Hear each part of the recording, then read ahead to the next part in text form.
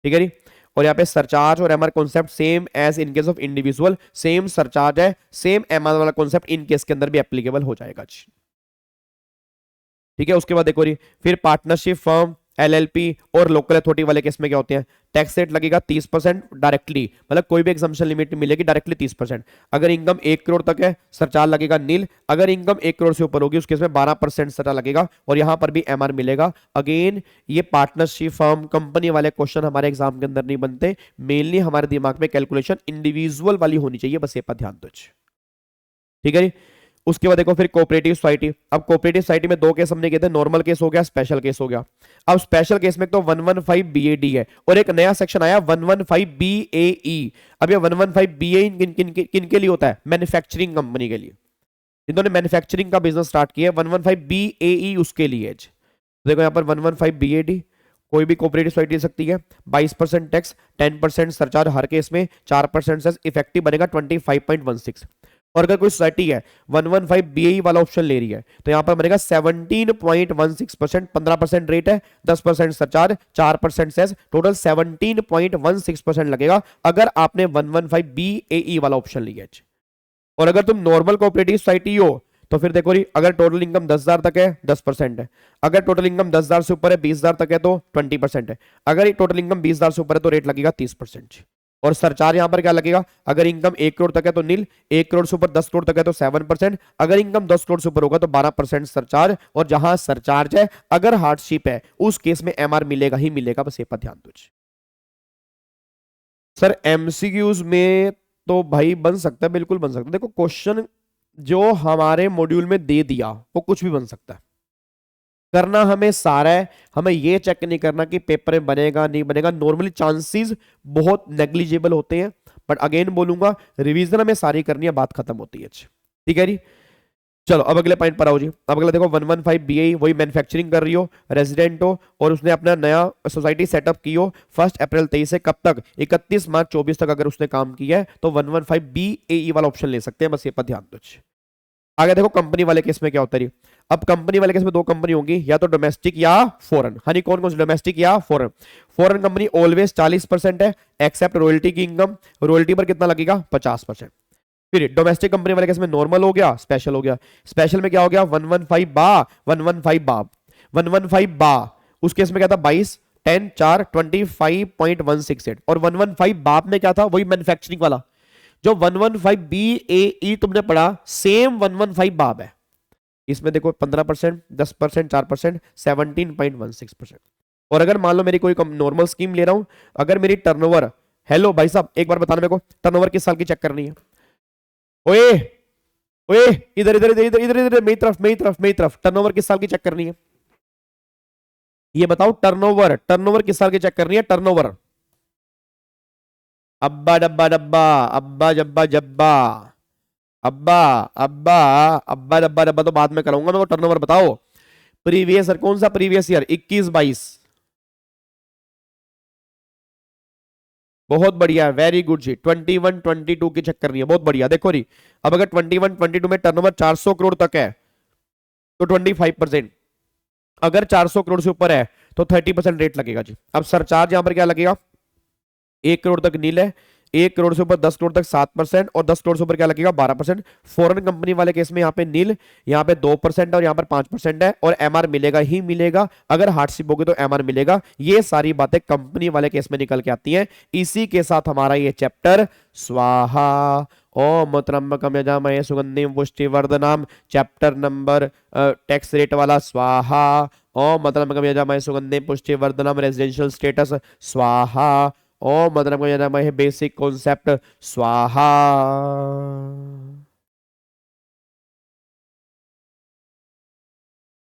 स्वाहा हो गया है। बोलो मेरे बच्चों क्या हाल चाल है।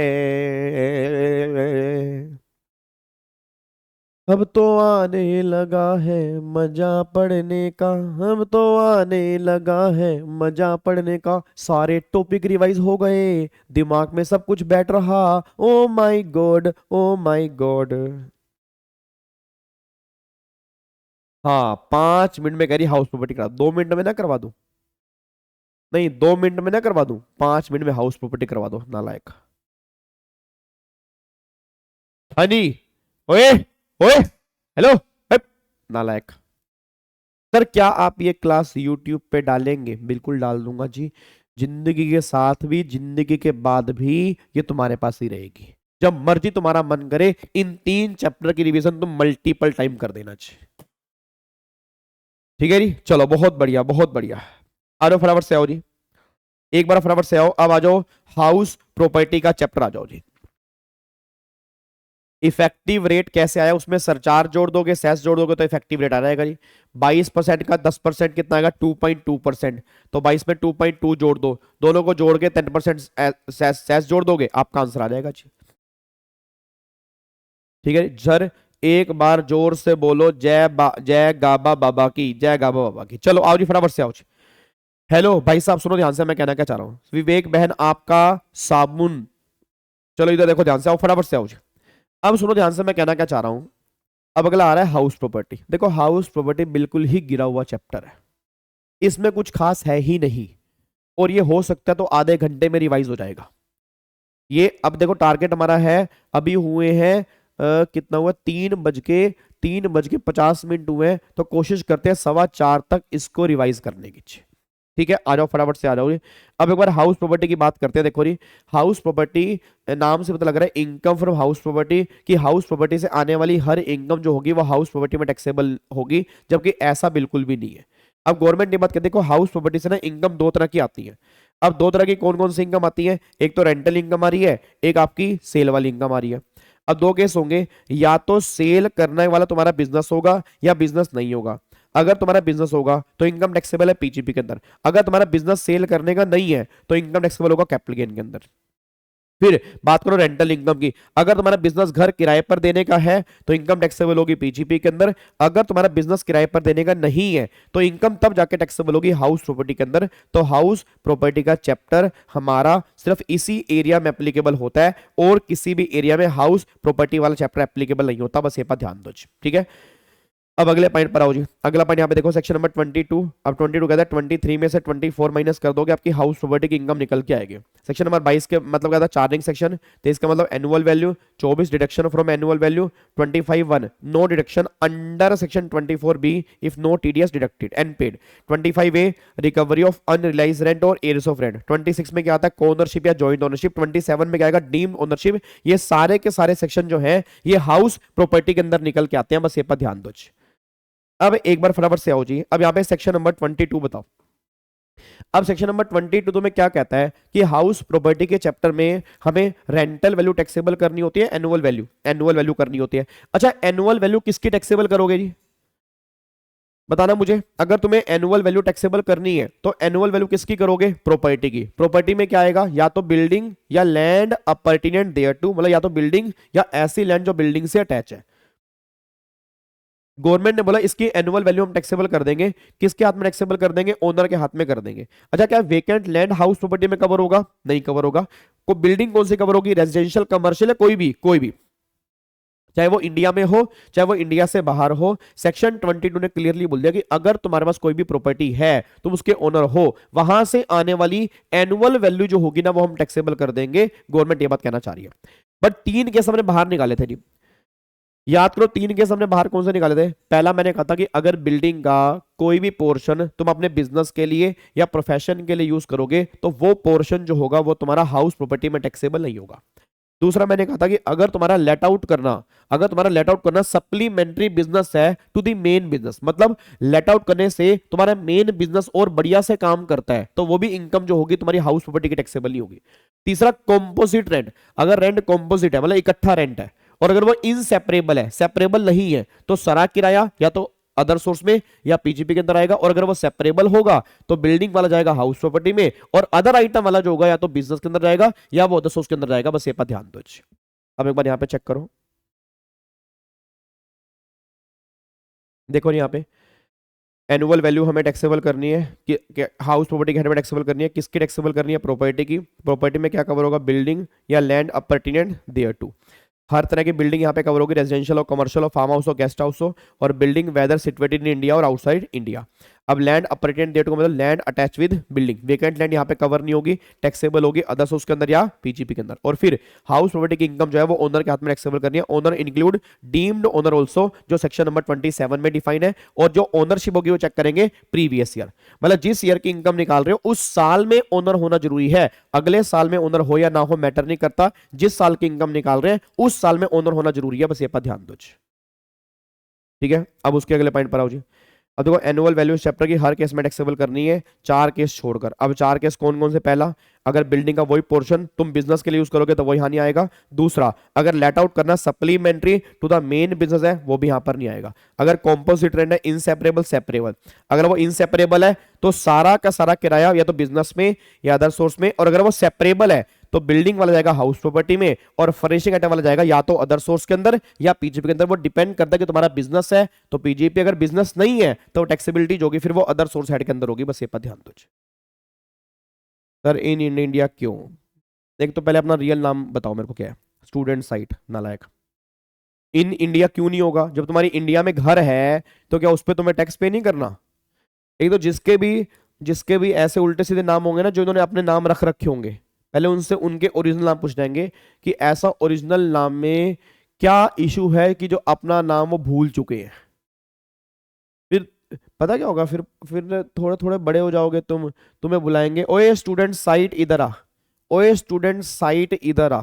तुम कहोगे मेरा नाम स्टूडेंट साइट नहीं है, मैं तो वैसे रखा हुआ था। अगले पॉइंट पर आओ जी। हम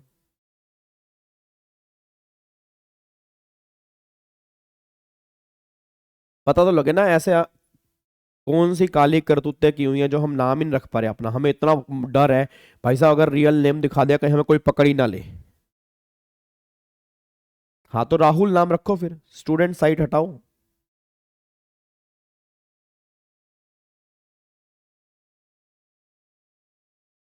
चलो आओ जी, फटाफट से आओ जी। इधर देखो ध्यान से, अब अगला पॉइंट क्या निकल के आ रहा है जी। अब अगला पॉइंट क्या निकल के आ रहा है? अगला देखो जी, अगर आपका बिजनेस ही किसका है? लेटिंग आउट का, तो इनकम टैक्सेबल कहां पर होगी? पीजीपी के अंदर। अब फिर यहां पर डायग्राम हमने किया था, इस डायग्राम के बेस पे कौन कौन सी इनकम पीजीपी के अंदर टैक्सेबल है, कौन कौन सी इनकम हाउस प्रॉपर्टी में है, ये सारी की सारी बातें इस डायग्राम के माध्यम से हमने की थी, बस ये पर ध्यान दो। डन। अरे चैनल होगा ना तो चैनल भी तो अपने नाम से रख सकते हो। चैनल में जब तुम जीमेल आईडी बनाते हो तो अपने नाम से, और चैनल मेरे को तो लग नहीं रहा चैनल है। आउटसाइड इंडिया इंक्लूड क्यों करते हैं? क्योंकि आप उसके ओनर हो, आप जिस प्रॉपर्टी के ओनर हो, अगर तुम्हें उस पर किराया आ रहा है, चाहे वो इंडिया में है या वो इंडिया से बाहर है, वो तुम्हारे हाथ में टैक्सेबल होगी, बस ये पर ध्यान दो। चलो अब फटाफट से आओ जी, फटाफट से आओ जी। अब अगले पॉइंट पर आओ जी। अगला पॉइंट क्या निकल के आ रहा है? एग्जांपल नंबर 2 हमने देखा हुआ है। अब यहाँ पे आओ, हाउस प्रॉपर्टी की इनकम कैसे निकालनी है। अब बताना हाउस प्रॉपर्टी की इनकम कैसे निकालनी होती है।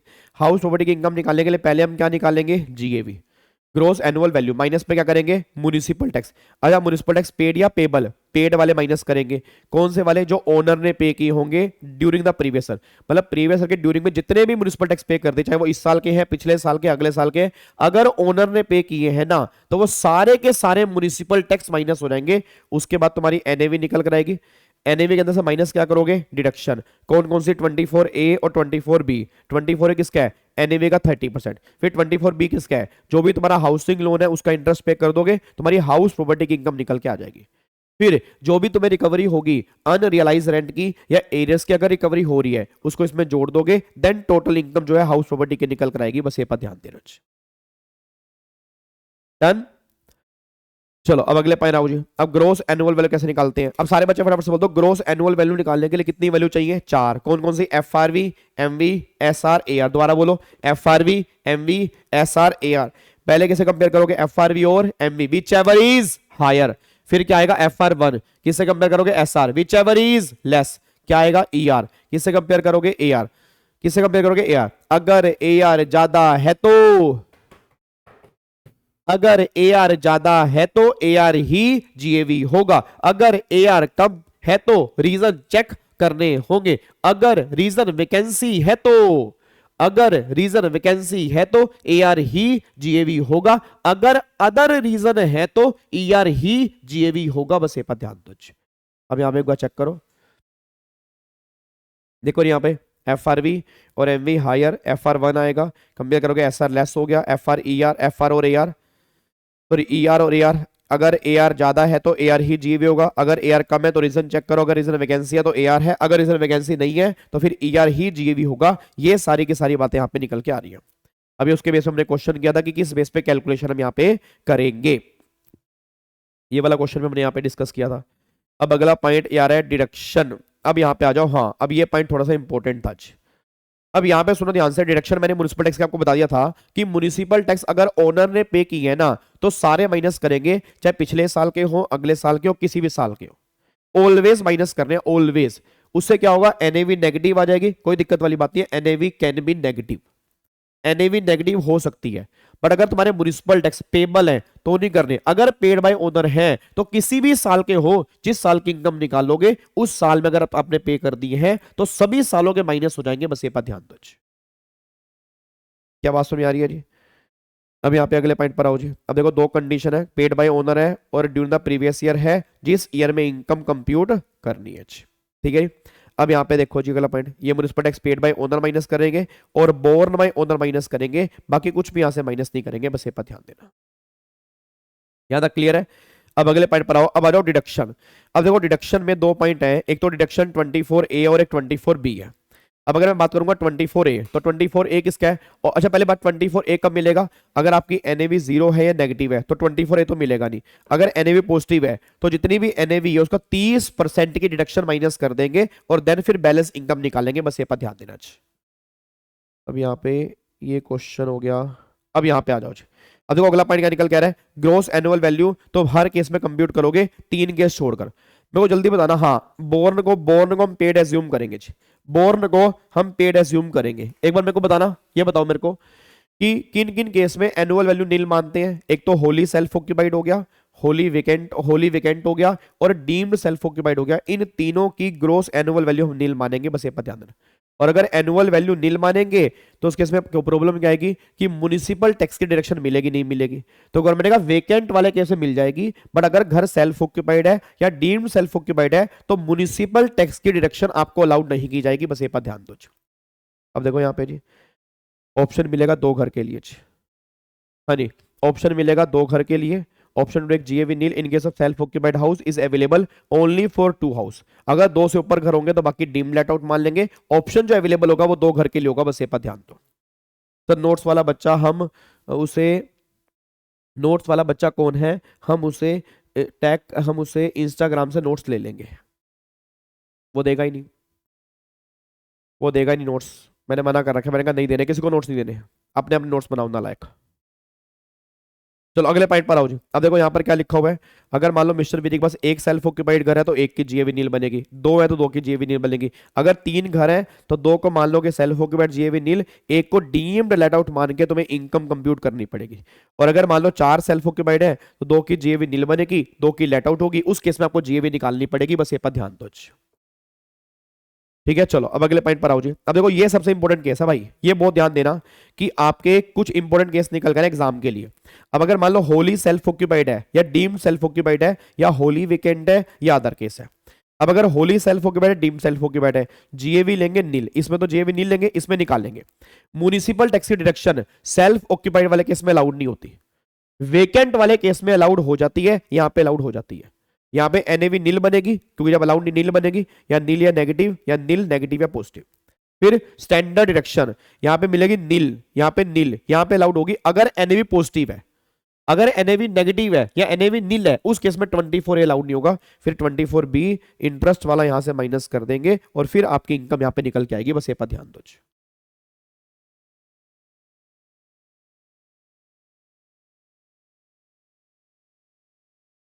ठीक है जी चलो अब एक बार फटाफट से आओ जी। अब देखो अगले पॉइंट पे क्या निकल के आ रहा है। अब देखो what if some portion is let out and some portion is self occupied. किसी को याद है ये वाला पॉइंट याद है? किसी को ये वाला पॉइंट याद है? अगर कुछ पोर्शन सेल्फ ऑक्यूपाइड हो, कुछ पोर्शन लेट आउट हो, तुम क्या करते हो? जल्दी बताओ जी, किसी को ये वाला पॉइंट याद है? कुछ पोर्शन सेल्फ ऑक्यूपाइड और कुछ पोर्शन,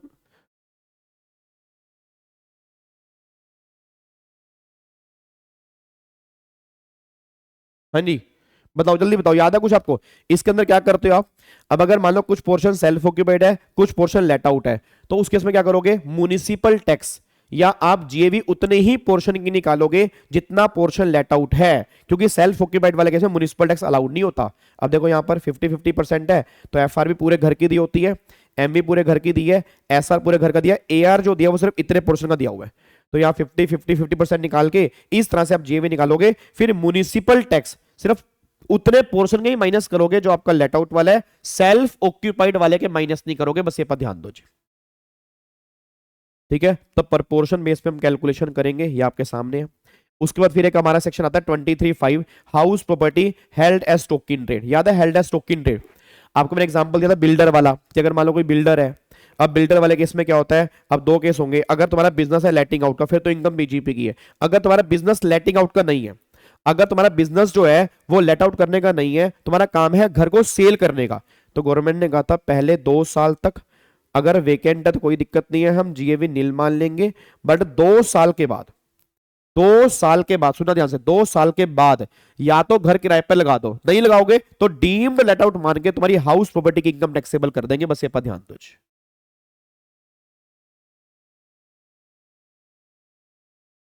हाफ नहीं करते नालायक, वो जितने जितने पोर्शन है, अगर मान लो 3 फ्लोर है तो 1/3 1/3 1/3 कर देंगे। अगर मान लो 3/4 1/4 है, तो जो भी हमें क्वेश्चन में दिया होगा उतने पोर्शन को डिवाइड करके उस बेस पे कैलकुलेशन करेंगे, बस ये पर ध्यान दो।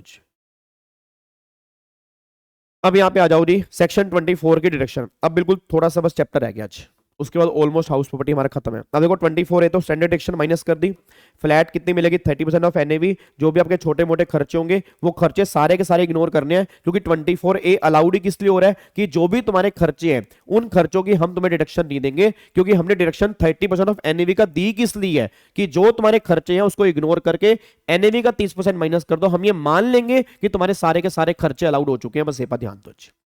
अब अगले पॉइंट पर आओ जी। अगला पॉइंट यहां पे आ रहा है 24B। भाई साहब ये है सबसे इंपॉर्टेंट। अब सुनो ध्यान से, यहां पे क्या निकल के आ रहा है। अब 24B देखो, 24B में क्या है? 24B गवर्नमेंट ये बात कहना चाह रही है कि अगर आपने हाउसिंग लोन लिया है, तो हाउसिंग लोन वाले केस में जो भी तुम इंटरेस्ट पे करोगे ना, अब वो इंटरेस्ट की डिडक्शन कितनी मिलेगी वो डिपेंड करता है कि लोन तुमने लिया किस पर्पस के लिए। दो लोन लेने के 2 पर्पस होंगे, या तो होंगे आपका लोन आपने लिया होगा लेट आउट के लिए, या लोन आपने लिया होगा सेल्फ ऑक्यूपाइड के लिए। अगर लोन आपने लिया लेट आउट के लिए, तो जितना भी इंटरेस्ट आपने पे किया वो सारा का सारा माइनस कर देंगे, ये चेक ही नहीं करेंगे लोन लिया कब है, पर्पस क्या है। अगर वो लेट आउट हाउस के लिए, चाहे रिपेयर हो, रिनोवेशन हो, रिकंस्ट्रक्शन हो, कंस्ट्रक्शन हो, उस केस में कोई भी लिमिट नहीं है। फिर यहां पे अगर आपने लोन लिया सेल्फ ऑक्यूपाइड के लिए, 2 केस होंगे, या तो मिलेगी 30,000 या मिलेगी 2 लाख। अब गवर्नमेंट ने बोला, सुन मेरी बात, अगर 3 कंडीशन सेटिस्फाइड हैं फिर 2 लाख रुपए तक की लिमिट होगी, नहीं तो 30,000 रुपए की लिमिट है। 3 कंडीशन। पहली कंडीशन क्या निकल के आ रही है? आपने लोन लिया हो 1 अप्रैल 1999 या उसके बाद। सेकंड कंडीशन, लोन लिया हो परचेज एंड कंस्ट्रक्शन के लिए। और तीसरी कंडीशन, जिस ईयर में लोन लिया उसके एंड से 5 साल के अंदर घर परचेज कर लिया हो या कंस्ट्रक्शन कंप्लीट कर लिया हो। अगर 3 कंडीशन सेटिस्फाइड होंगी तो 2 लाख की लिमिट है। अगर इसमें से एक कंडीशन भी ब्रेक कर दोगे ना, तो लिमिट तुम्हारी 30,000 रुपए की हो जाएगी, बस ये पर ध्यान दो। जैसे मान लो रिपेयर है, रिपेयर वाले केस में 30,000 है, उसके बाद रिनोवेशन वाले केस में 30,000 है, रिकंस्ट्रक्शन 30,000 है, परचेज और कंस्ट्रक्शन की जहां पर बात होगी वहां 2 लाख रुपए तक की लिमिट होगी, बस ये पर ध्यान दो। उसके बाद देखो फिर फोकस एरिया। लोन आपने कहीं से भी लिया हो कोई दिक्कत नहीं है, डिडक्शन किस बेस पर मिलेगी? हाँ जी, पेड बेस पर मिलेगी, ड्यू बेस पर मिलेगी, ड्यू बेस पर मिलेगी। अगला, अगर कोई पैनल इंटरेस्ट है, मतलब आपने इंटरेस्ट पे नहीं किया, इंटरेस्ट पे एक इंटरेस्ट लग गया, अब इंटरेस्ट पे इंटरेस्ट लग गया, क्या वो अलाउड होगा? बिल्कुल भी अलाउड नहीं होगा जी।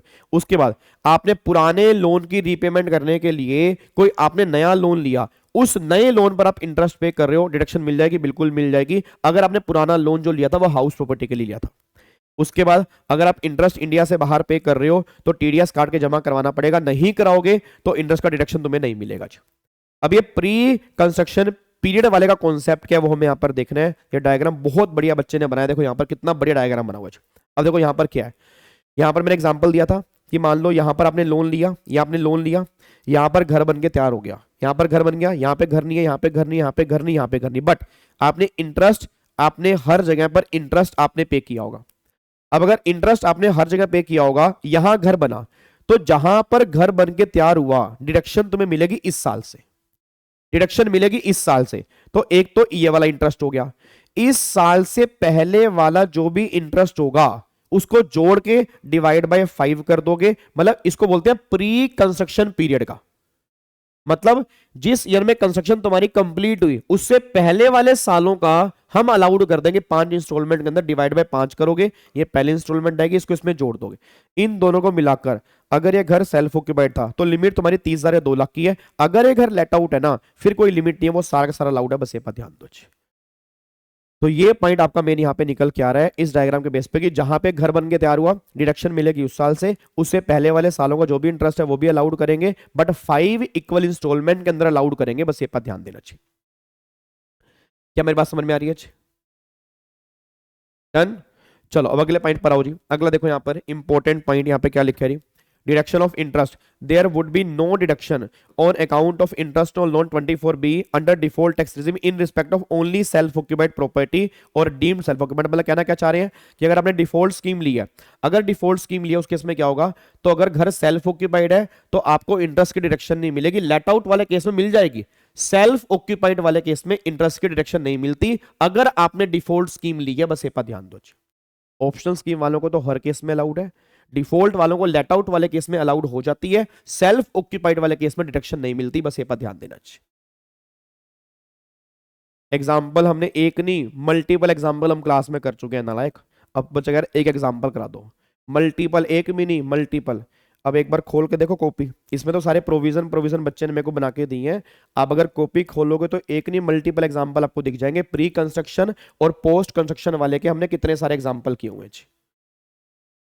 ठीक है, अब एक बार यहाँ पे चेक करो, देखो यहाँ पे देखो जी, स्टैंडर्ड डिडक्शन है, चाहे डिफॉल्ट है चाहे नॉर्मल है, तो भैया अब यहाँ पे गवर्नमेंट ने बोला अगर सेल्फ ऑक्यूपाइड है तो जीए तो नील है, वो तो मिलती नहीं है किसी में, लेट आउट वाले केस में दोनों में मिल जाती है। अब यहाँ पे interest on loan self occupied में यहाँ नहीं मिलती, ऑप्शन वाले मिल जाती है, लेट आउट वाले केस में दोनों में आपको डिडक्शन मिल जाती है, बस ये पर ध्यान दो। डन, कोई दिक्कत वाली बात तो नहीं है। अब यहाँ पे एक बार चेक करो 25A recovery of unrealise rent.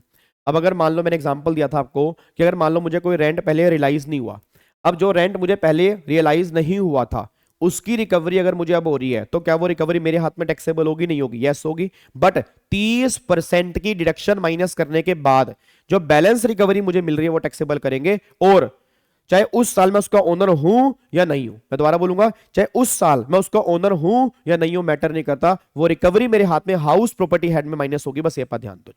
देखो यहाँ पे जी, taxable in the year of receipt deduction मिल जाएगी 30% की, और टैक्सेबल कर देंगे चाहे आप इसके ओनर हो या नहीं हो, आपके हाथ में रिकवरी ऑफ अनरियलाइज रेंट हम टैक्सेबल करेंगे।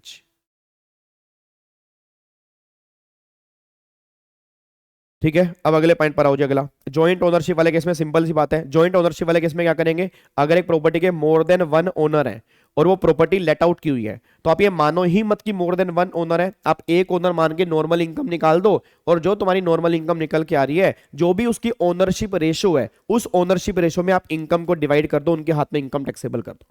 और अगर वो मान लो सेल्फ ऑक्यूपाइड है, तो अगर मान लो वो सेल्फ ऑक्यूपाइड है तो फिर तो जीए भी नील लेंगे, हर को ओनर को 30,000 और 2 लाख रुपए तक का बेनिफिट मिल जाता है, बस ये पर ध्यान देना चाहिए। देखो मैंने लेट आउट वाले केस में तो सारा इंटरेस्ट है, सेल्फ ऑक्यूपाइड वाले केस में हर को ओनर को, देखो उसने बच्चे लिखा भी है, हर को ओनर को 30,000 या 2 लाख तक की डिडक्शन मिल जाएगी, क्योंकि मैंने आपको पहले भी कहा था डिडक्शन जो मिलती है वो हाउस वाइज नहीं मिलती, ओनर वाइज मिलती है।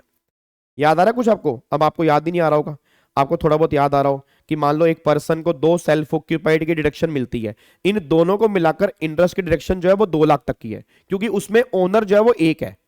बट अगर एक घर के मल्टीपल ओनर हैं तो हर को ओनर को अलग अलग डिडक्शन मिल जाएगी, प्रोवाइडेड उन्होंने अलग अलग लोन लिए हो, वो इंटरेस्ट पे कर रहे हो, तो डिडक्शन सबको अलग अलग मिल जाएगी, बस ये पर ध्यान दो। ठीक है जी, चलो अब अगले पॉइंट पर आओ जी। ये पॉइंट हो गया, अच्छा ये तो आपको वही डिडक्शन वाला पॉइंट मैंने बता दिया आपको। केस नंबर 1 देखो जी, अगर 3 ओनर हैं इंटरेस्ट पे कर रहे हैं तो हर ओनर डिडक्शन क्लेम कर लेगा, और अगर मान लो एक ओनर है सेल्फ ऑक्यूपाइड 1 सेल्फ ऑक्यूपाइड 2, दोनों को मिलाकर आपको डिडक्शन जो मिलेगी वो 2 लाख तक की मिलेगी। ये पॉइंट मैंने बता दिया, और इसी के साथ फाइनली अब जाके ओम त्र्यंबकम यजामहे सुगंधिम पुष्टिवर्धनम हाउस प्रॉपर्टी का चैप्टर स्वाहा, ओम बेसिक कॉन्सेप्ट स्वाहा। अब जाके डन हमारा हो गया जी। ठीक है जी। तो 3 चैप्टर हमने पैक कर लिए हैं। एक तो हमने पैक कर लिया बेसिक वाला, एक हमने पैक कर लिया है जी रेजिडेंशियल स्टेटस, और एक हमने पैक कर लिया है सैलरी वाला चैप्टर भी हमने पैक कर लिया है जी। अनुष्का वो पास्ट अनटैक्स प्रॉफिट नहीं है, पास्ट अनटैक्स प्रॉफिट अलग होते हैं। वो होते हैं ऐसे प्रॉफिट जो आपने गवर्नमेंट को दिखाए ही नहीं थे और गवर्नमेंट ने बाद में वो प्रॉफिट तुम्हारे पकड़ लिए हैं जी। डन, कोई दिक्कत तो नहीं है जी। चलो अब सुनो ध्यान से, मैं कहना क्या चाह रहा हूं। अब एक बार लगे हाथ ना, लगे हाथ, लगे हाथ ऐसा करते हैं। सैलरी के भी थोड़े बहुत प्रोविजन हमने किया, ज्यादा तो किया नहीं। एक बार लग गया सैलरी की भी फटाफट से 2 मिनट के अंदर रिवीजन करा दो। देखो सैलरी में सेक्शन नंबर 15 चार्जिंग सेक्शन हमने कर लिया, 16 हमने कर लिया, और 10 में बस अलाउंस वाला पोर्शन हमने किया और हमने कुछ नहीं किया जी। अब 15 जो हमारा चार्जिंग सेक्शन है वो ये बात बोलेगा सैलरी टैक्सेबल कब होती है। सैलरी टैक्सेबल कब होती है, ड्यू बेस और receive base, which ever is earlier जो होगा सैलरी उस बेस पे टैक्सेबल होती है। बस ये पर ध्यान दो, अगर ड्यू बेस पे हो चुकी है रसीव बेस पे नहीं होगी, रसीव बेस पे हो चुकी है ड्यू बेस पे नहीं होगी, दोनों में जो भी अर्लियर है सैलरी हमें उस बेस पे टैक्सेबल करनी है। पहली बात तो ये। फिर मैंने कहा था कि अगर आपको सैलरी के एरियर्स मिलते हैं, अगर सैलरी के एरियर्स मिलते हैं तो नॉर्मली वो ड्यू बेस पे टैक्सेबल होते हैं, बट कई बार एरियर्स ड्यू बेस पे टैक्सेबल नहीं हो सकते। तो क्यों नहीं हो सकते, क्योंकि पहले वो ड्यू ही नहीं होंगे। याद करो मैंने तुम्हें एग्जांपल दिया था पे कमीशन वाला, कि गवर्नमेंट ने पे कमीशन निकाला, मतलब पुरानी सैलरी बढ़ा के पकड़ा दी, अब वो पहले ड्यू ही नहीं हुए थे, तो फिर वो रिसीव बेस पे टैक्सेबल होंगे। ये बात भी हमने सेक्शन नंबर 15 के अंदर हमने कंप्लीट की थी। अगला फिर हमने यहाँ पे चेक करो सेक्शन नंबर 16 जी। अब सेक्शन नंबर 16 में क्या था, deduction from salary. Deduction from salary में एक तो निकल के आता है 16(1)(a), एक निकल के आता है 16(2), एक निकल के आता है 16(3). अब ये डिफॉल्ट स्कीम, ऑप्शनल स्कीम, ये डिफॉल्ट और ऑप्शनल दोनों के अंदर मिलेगा, बट ये दोनों डिफॉल्ट स्कीम वालों को नहीं मिलेंगे, ऑप्शनल स्कीम वालों को मिलेंगे। पहली बात तो ये। अब ये 16(1)(a) है क्या, स्टैंडर्ड डिडक्शन, जितनी भी एनुअल सैलरी है और 50,000 विच एवर इज लेस, उतने की आपको डिडक्शन मिल जाएगी 16(1)(a) की। मैं दोबारा बोलूंगा, अगर तुमने डिफॉल्ट स्कीम ली है तो भी तुम्हें स्टैंडर्ड डिडक्शन मिलेगी, ऑप्शनल वालों को मिलेगी, बट ये दोनों जो है सिर्फ ऑप्शनल वालों को मिलेंगे, डिफॉल्ट वालों को नहीं मिलेंगे, बस ये पर ध्यान दो। फिर 16(2) हमारा किसका निकल के आ रहा है जी, एंटरटेनमेंट अलाउंस। अब एंटरटेनमेंट अलाउंस वाले केस में 2 केस होते हैं, या तो गवर्नमेंट या नॉन गवर्नमेंट। नॉन गवर्नमेंट वाले केस में फुली टैक्सेबल, गवर्नमेंट वाले केस में क्या करते हैं, पहले ऐड करते हैं फिर माइनस करते हैं। माइनस कितना करना होता है एंटरटेनमेंट वाले केस में, least of the following shall be deduct. अब लीस्ट ऑफ द फॉलोइंग किसमें से, पहला क्या आएगा एक्चुअल, दूसरा क्या आएगा 5,000, तीसरा क्या आएगा, तीसरा बेसिक सैलरी का 20%, इनमें से लेस वाले की मिल जाएगी डिडक्शन और बैलेंस तुम्हारे हाथ में हो जाएगा टैक्सेबल। ये सारी बातें आपकी 16(2) में निकल के आती हैं, बस ये पर ध्यान दो। फिर अगला हमने किया 16(3), ये कौन सा रही, प्रोफेशनल टैक्स या एम्प्लॉयमेंट टैक्स। अब प्रोफेशनल टैक्स और एम्प्लॉयमेंट टैक्स वाले केस में क्या होता है, जितना एम्प्लॉयर देगा वो सारा का सारा जोड़ देते हैं, और जो एम्प्लॉई जमा करवाएगा, जो एम्प्लॉई पे करेगा, वो सारा का सारा माइनस कर देंगे। और अगर क्वेश्चन साइलेंट है, सिर्फ ये लिखा है प्रोफेशनल टैक्स पेड, तो सेम अमाउंट जोड़ के सेम अमाउंट माइनस कर देंगे। ये सारी बातें हमने प्रोफेशनल टैक्स वाले केस में की थी, बस ये पर ध्यान दो। एनुअल सैलरी का मतलब होता है एनुअल बेसिक सैलरी, ठीक है जी। चलो अब अगले पॉइंट पर आओ जी।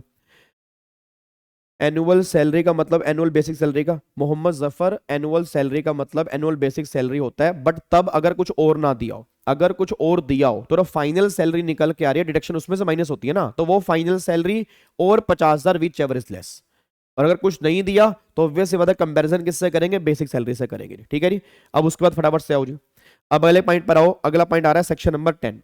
अब सेक्शन नंबर 10 क्या निकल के आ रहा है, सेक्शन नंबर 10 में 2 केस थे, रिटायरमेंट बेनिफिट और अलाउंसेस। रिटायरमेंट बेनिफिट अभी हमने कंप्लीट नहीं किए, अलाउंसेस में फुली एग्जाम्प्ट हो गया, पार्शली एग्जाम्प्ट हो गया, फुली टैक्सेबल हो गया। हम बात करेंगे पार्शली एग्जाम्प्ट की, उसमें 2 केस थे आपके, एक तो हो गया HRA, एक आपके 13 अलाउंस हो गए। 13 अलाउंस में 2 अलाउंस है, 6 अलाउंस अलग है, 7 अलाउंस अलग है। अब याद करो 6 अलाउंस कौन कौन से निकल के आते हैं, daily allowance, travelling allowance, convince allowance, helper allowance, academic allowance, ठीक है जी, और आपका यूनिफॉर्म अलाउंस। ये 6 अलाउंस गवर्नमेंट ये बात कहना चाहती है कि इसमें एग्जाम्प्ट होगा अमाउंट रिसीव और amount spent which ever is less and balance will be taxable, अगर मैं इन 6 अलाउंस में कवर हो रहा हूं।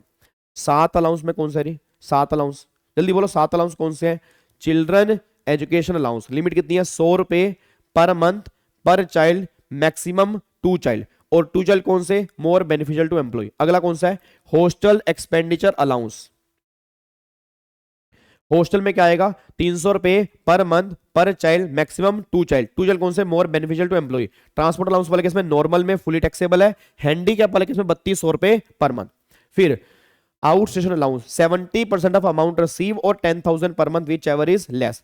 अगला फिर क्या निकल के आ रहा है, अगला अगला आ रहा है फिर आपका अगला अगला अगला अगला बताओ, अगला आ रहा है हमारा ट्राइबल एरिया अलाउंस। हाँ, ट्राइबल एरिया में 200 रुपए पर मंथ, अंडरग्राउंड अलाउंस वाले केस में 800 रुपए पर मंथ, हिल बॉर्डर रिमोट एरिया में आपका 200 रुपए पर मंथ से लेके 7,000 पर मंथ तक हमारा एग्जाम्प्ट होगा। ये हमारे 7 अलाउंस वाली कैटेगरी में आ रहे हैं, बस ये पर ध्यान दो, ठीक है। और इसमें क्या एग्जाम्प्ट होता है, अमाउंट रिसीव और limit specified which ever is less and balance will be taxable. इसमें पॉइंट निकल के आता है जी। अब आ जाओ एचआरए वाले केस में जी। अब बताओ एचआरए वाले केस में क्या था, एचआरए वाले केस में एम्प्लॉयर ने एम्प्लॉय को एचआरए दिया। अब जितना एचआरए मिला उसमें से कुछ एग्जाम्प्ट कर देंगे, बैलेंस कर देंगे एचआरए टैक्सेबल। अब कितना एग्जाम्प्ट कर देंगे एचआरए में, least of the following. List of the following में आएगा ए बी सी। बताओ क्या आएगा ए में, ए में आएगा एक्चुअल एचआरए कितना मिला या तो वो। दूसरा रेंट पेड माइनस में 10% ऑफ सैलरी। तीसरा अगर मेट्रो सिटी में तो 50% ऑफ सैलरी, अदर सिटी में तो 40% ऑफ सैलरी। और यहां पे सैलरी का मतलब क्या निकल के आता है, बेसिक प्लस में डीए उटोए वाला प्लस में commission percentage based on turnover. इसके बेस पे जो सैलरी आएगी उसके बेस पे मैं कैलकुलेशन करनी है, बस ये पर ध्यान दो जी। और आई थिंक ये हमने किया था जी। नहीं दिव्यांश, उन्हें याद नहीं करना चाहिए। मैंने आपको पहले भी कहा था बुक में आपको एक्स्ट्रा दे रखे हैं, जो मैंने आपको 7 अलाउंस वाली कैटेगरी उसके अंदर मैंने कंबाइन कर रखे हैं, जो मैंने करवाए हैं बस वही आपको याद करना चाहिए। डन जी। तो ये पॉइंट आपका एचआरए वाले केस में निकल के आता है, बस ये पर ध्यान दो। तो फाइनली अब जाके जितना अभी तक हमने किए है वो सारा हमारा डिवाइस हो चुका है। अप्रोक्सीमेट 2 घंटे भी नहीं हुए, 2 घंटे से पहले ही हमारा पूरा का पूरा कंक्लूजन हमारे हाथ में आ गया।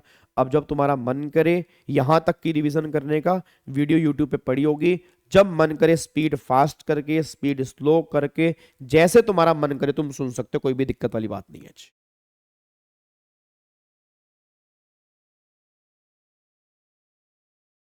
जिसमें F R V S R M V नहीं दिया होगा उस वो तो दीक्षा, वो तो सब में दिया होगा, एस आर नहीं दिया होगा। F R V M V S R तो सब में दिया होगा ना, एस आर कई बार नहीं दिया होगा। तो अगर एस आर नहीं दिया तो फिर जो एफ आर वन है वही आपका ई आर बन जाएगा जी। सैलरी का मैंने होमवर्क भी दिया था, बिल्कुल सही बात है। सैलरी का मैंने होमवर्क भी दिया था, बिल्कुल सही बात है जी। हाँ, लगे हाथ पीजीबी भी रिवाइज करा दो नालायक जी। हाँ तो अनलिस्ट को मैं बाद में पब्लिक कर दूंगा, अनलिस्ट को मैं बाद में पब्लिक कर दूंगा, यूट्यूब पे रहेगी, टेंशन मत लेना। होमवर्क मैंने कितने क्वेश्चन दिए थे, वो तो होमवर्क तो निकालना पड़ेगा अभी। होमवर्क के आंसर निकाले थोड़ा हुआ नालायक, वो तो भी निकालना पड़ेगा मेरे को। होमवर्क बताओ, होमवर्क कितने क्वेश्चन दिए थे मैंने।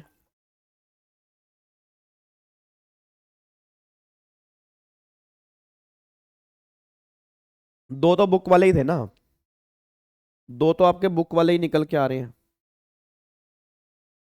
दो तो बुक वाले ही निकल के आ रहे हैं, है ना, दो तो बुक वाले ही हैं। तो वो तो बुक वाले आपसे हो गए होंगे, तो वो तो छोड़ ही दो, ठीक है जी। दो तो बुक वाले आपसे हो ही गए होंगे जी। उटोए स्पेसिफिकली मेंशन होगा। उटोए का मतलब मैंने आपको अभी था, उटोए के नाम क्या क्या दिए होते हैं। उटोए या तो under the terms of employment दिया होगा, या रिटायरमेंट बेनिफिट के नाम से वो दिया होगा, या वो दिया होगा बेसिक पे का पार्ट है। इन तीनों में से अगर कुछ भी नाम से दिया हुआ है, इन तीनों में से कुछ भी नाम से दिया हुआ है तो आप समझ जाओ कि भैया वो उटोए वाला है। इन तीनों में से अगर कुछ भी नाम से दिया है तो समझ जाओ वो उटोए वाला है, बस ये पर ध्यान दो।